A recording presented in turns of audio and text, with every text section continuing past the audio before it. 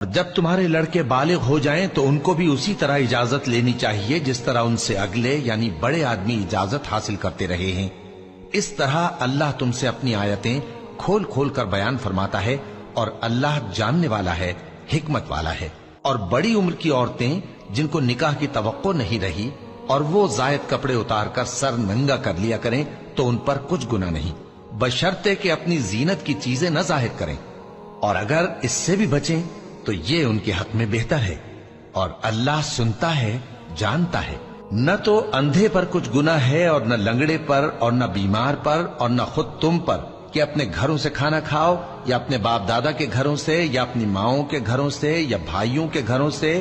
یا اپنی بہنوں کے گھروں سے یا اپنے چچاؤں کے گھروں سے یا اپنی پھوپھیوں کے گھروں سے یا اپنے ماموؤں کے گھروں سے یا اپنی خالاؤں کے گھروں سے یا اس گھر سے جس کی کنجیاں تمہارے ہاتھ میں ہوں یا اپنے دوستوں کے گھروں سے، اور اس کا بھی تم پر کچھ گناہ نہیں کہ سب مل کر کھانا کھاؤ یا جدا جدا۔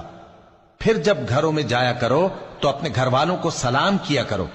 یہ اللہ کی طرف سے مبارک اور پاکیزہ تحفہ ہے۔ اس طرح اللہ اپنی آیتیں کھول کھول کر بیان فرماتا ہے تاکہ تم سمجھو۔